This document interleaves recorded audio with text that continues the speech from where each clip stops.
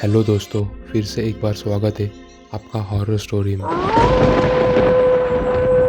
तो आज की कहानी एक ऑफिस जाने वाले लड़के के बारे में है। तो आप भी किसी ऑफिस से ताल्लुकात रखते हैं तो ये स्टोरी ज़रूर सुनें। तो बिना किसी देरी के शुरू करते हैं आज की कहानी। एक लड़का था संदीप, उसकी नाइट शिफ्ट चल रही थी। वो अक्सर अपने ऑफिस में नाइट शिफ्ट करता था। उस दिन भी वो अपने ऑफिस के लिए निकल ही रहा था। वही यूजुअल डे, वो तैयारी कर रहा था ऑफिस जाने की और वो अपने ऑफिस के लिए निकल गया। आधी रात को एक लड़का अपनी कार में अकेला ऑफिस जा रहा है। शहर की उस सुनसान अंधेरी सड़क पर वो अकेला ही था। उसका ऑफिस करीबन अपने घर से आधे घंटे की दूरी पर था। वो थोड़ी देर गाड़ी चलाने के बाद उसे ऐसा लगता है कि कोई उसके पीछे बैठा हुआ है।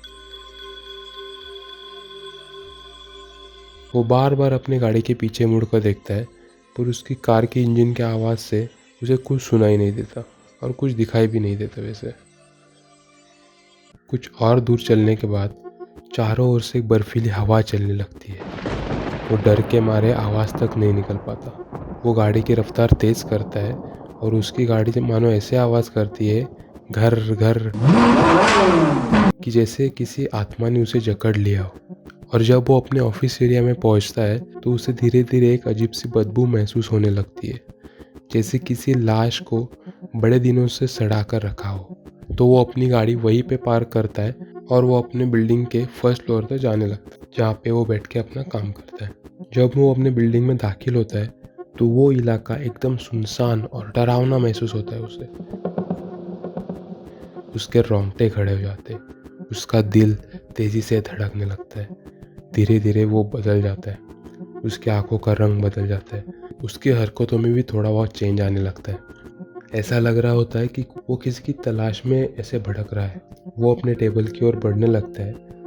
जैसे ही वो अपने टेबल के दरवाजे के पास पहुंचता है, उसकी गर्दन पर एक विचित्र सा त्रिकोणीय लोगो उसे दिखाई देता है। अचानक वो डर जाता है कि ये कहाँ से आया। उसे अनदेखा कर कर वो अपने टेबल की ओर और बढ़ने लगता है। जैसे वो अपने केबिन का दरवाज़ा खोल के अंदर जाता है, कुछ परेशान करने वाली आवाज़ें आने लगती है।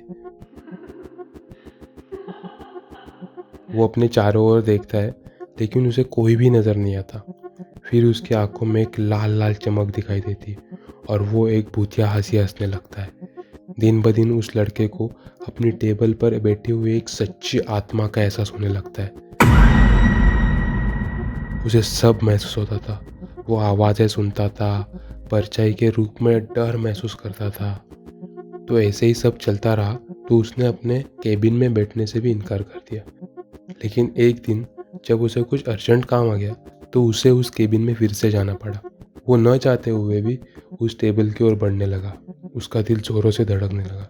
उसकी कुर्सी अजीब तरीके से हिल रही थी, मानो किसी अजीब ताकत ने उसे पकड़ लिया हो। उसके दिल की धड़कन तेज हो गई, सांसें रुक गई। वह खुद को संभालने की कोशिश कर रहा था, लेकिन उसका शरीर कांपे जा रहा था, जैसे कि किसी भयानक आत्मा ने उस पर कब्जा कर लिया हो। तभी अचानक कमरे का दरवाज़ा लॉक होता है और एक आवाज़ उसे पुकारने लगती है, तुम मेरे वापसी के बादल हो।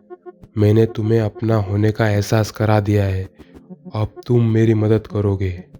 वो ऐसा सुनकर बहुत डर जाता है। लड़का बिना कुछ कहे दरवाजे से बाहर चला जाता है। उसकी आंखों में अंधेरा छा जाता है।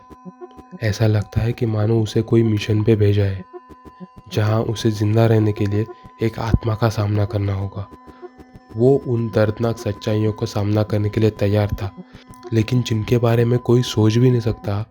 ऐसा कोई अपने सामने कैसे हो सकता है? ऐसा सोच के वो बहुत डर जाता है और यहाँ से वो अपना ऑफिस छोड़ देता है। और उस दिन से ऑफिस का वो कमरा हमेशा बंद ही रहता है।